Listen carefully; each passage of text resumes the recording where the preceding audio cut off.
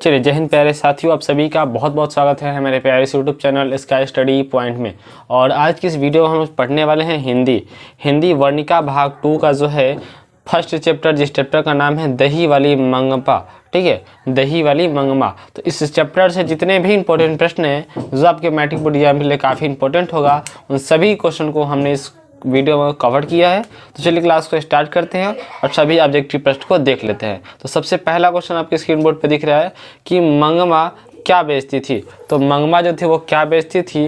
दूध बेचती थी, दही बेचती थी, मक्खन या घी। तो मंगमा जो थी वो क्या बेचती थी? वो बेचती थी दही। ऑप्शन में बिल्कुल बी सही हो जाएंगे। अगला क्वेश्चन देखिएगा। अगला प्रश्न आपका दूसरा नंबर क्वेश्चन देखिए। प्रश्न है दूसरा नंबर, दही वाली मंगमा कहानी का कहानीकार कौन है? कौन है जी? श्रीनिवास है, सातकोड़ी होता है, ईश्वर है या सुजाता है? तो इस प्रश्न का सही आंसर यानी कि दही वाली मंगपा के लेखक कहानीकार कौन है? तो वो हो जाएंगे आपका श्रीनिवास। ऑप्शन नंबर ए सही हो जाएंगे। आगे बढ़े, अगला क्वेश्चन देखिए। क्वेश्चन संख्या तीसरा। प्रश्न पूछ रहा हुआ कि दही वाली मंगमा कहानी का प्रमुख पात्र कौन है? प्रमुख पात्र का नाम पूछ रहा है। लक्ष्मी है, मंगपा है, पांपति है या सीता है? तो कौन थी जी मुख्य पात्र? कौन थी प्रमुख पात्र जो है वो दही वाली मंगपा की कौन थी? तो वो आपका हो जाएगा मंगमा। ऑप्शन नंबर बिल्कुल बी आंसर सही हो जाएंगे। आगे बढ़ेंगे। अगला क्वेश्चन देखिए, चौथा नंबर प्रश्न आपका। प्रश्न है दही वाली मंगपा कहानी का कथाकार कौन से है? बताइए प्रश्न क्या है कि दही वाली मंगपा जो है कहानीकार का कथावाचक कहाँ से है? पटना से है या आपका जो है दिल्ली से है या आपका बेंगलोर से है या कलकत्ता से है? तो इस प्रश्न का सही आंसर जो है आपका बेंगलोर। ऑप्शन नंबर सी सही आंसर हो जाएंगे। ठीक है, आगे बढ़े। अगला क्वेश्चन देखिए। प्रश्न संख्या 5। क्वेश्चन अब हुआ कि दही वाली मंगपा कहानी किसे संदेश देती है? बताइए कहानी किसे संदेश देती है? माताओं को, पुत्रियों को, बहुओं को या छात्रों को? तो इस प्रश्न का सही आंसर ऑप्शन सी हो जाएंगे, बहुओं को। आगे बढ़े। अगला क्वेश्चन देखिए। प्रश्न संख्या 6 देखिए। क्वेश्चन है मंगपा के परिवार के कुल कितने सदस्य थे? बताइए मंगपा के परिवार में कुल कितने सदस्य थे? 2 थे, 3 थे, 4 या 5? तो कुल कितने सदस्य थे? वो आपके कितने थे? 4 सदस्य थे। ऑप्शन बिल्कुल सी सही आंसर हो जाएगा। आगे बढ़े। अगला क्वेश्चन देखिए। क्वेश्चन संख्या 7। प्रश्न पूछ रहा है कि श्रीनिवास का जन्म कहाँ हुआ था? बिहार में हुआ था, उड़ीसा में, मध्य प्रदेश में या कर्नाटक में? तो श्रीनिवास का जन्म जो है वो कहाँ हुआ था? वो कर्नाटक में। ऑप्शन नंबर डी हो जाएंगे। आगे बढ़े। अगला क्वेश्चन देख लीजिए। क्वेश्चन संख्या अगला प्रश्न पूछ रहा हुआ कि कथाकार को वर्षों से मंगपा कौन सी वस्तु दिया करती थी? बताइए वस्तु जो है कौन सी दिया करती थी? दूध देती थी, घी, सब्जी या दही? तो कौन सा वस्तु देती थी? वो आपका दही देती थी। ऑप्शन नंबर बिल्कुल डी आंसर सही हो जाएंगे। आगे बढ़े। अगला क्वेश्चन देख लीजिए। वह प्रश्न कह रहा 9 नंबर क्वेश्चन हुआ। प्रश्न है कि मंगमा की बहू का नाम क्या था? बताइए मंगमा की बहू का नाम पूछ रहा है। रंगमा था, नजमा था, संजमा था या कंजमा था? बताइए। तो इस प्रश्न का सही आंसर होगा ऑप्शन बी यानी कि नंजमा था। ऑप्शन नंबर बी सही आंसर हो जाएंगे।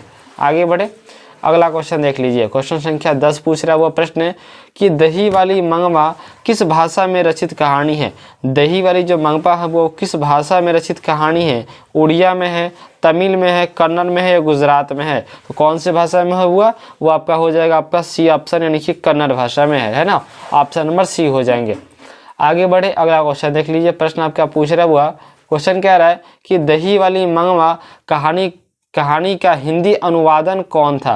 देखिए कन्नड़ भाषा में जो लिखा गया था दही वाली मंगपा, उसका हिंदी जो है हिंदी में रूपांतरण जो है किसने किया था?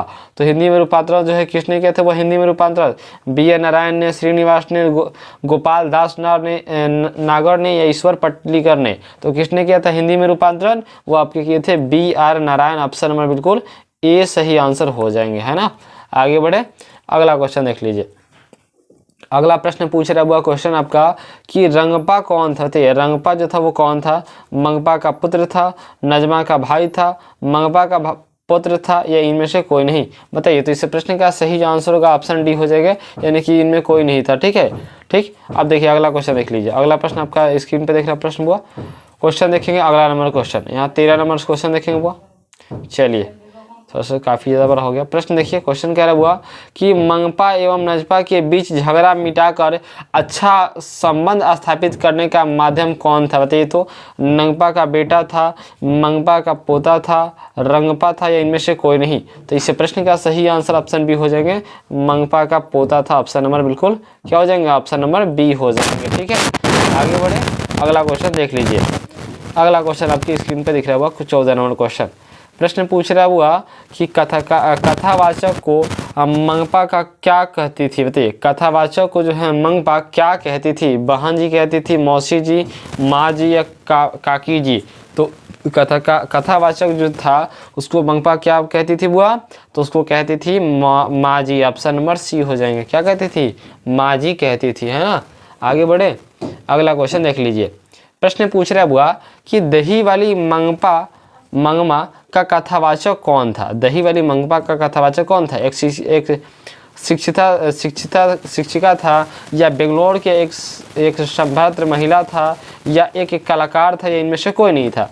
तो इस प्रश्न का सही आंसर ऑप्शन बी हो जाएंगे, बेंगलोर का एक संभ्रवात महिला। ऑप्शन नंबर बिल्कुल बी आंसर सही हो जाएंगे, है ना। आगे बढ़े, अगला क्वेश्चन देख लीजिए।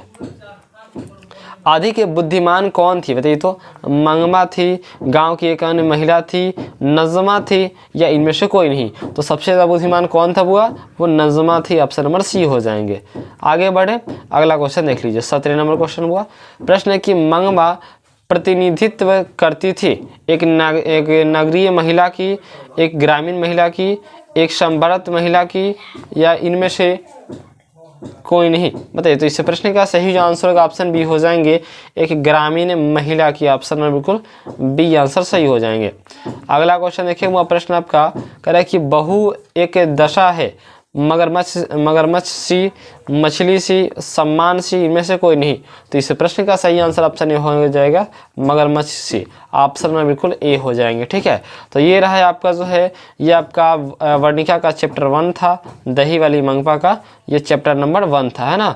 ये चैप्टर नंबर 1 था, और चैप्टर नंबर ये कंप्लीट हो गया। ठीक है, और चैप्टर नंबर 2 जो है वीडियो डिस्क्रिप्शन में आपको मिल जाएंगे, तो जाकर देख लीजिएगा। Thanks for watching. जय हिंद। वीडियो को लाइक कर दीजिएगा, अपने दोस्तों के पास शेयर कर दीजिएगा। अगर आप भी चाहते हैं PDF चाहना, तो आप हमारे व्हाट्सएप ग्रुप से जुड़ सकते हैं, 9801612654। इस नंबर से जुड़ जाइए, आपको व्हाट्सएप ग्रुप पे PDF प्रोवाइड कर दिया जाएगा सभी। Thanks for watching. जय हिंद।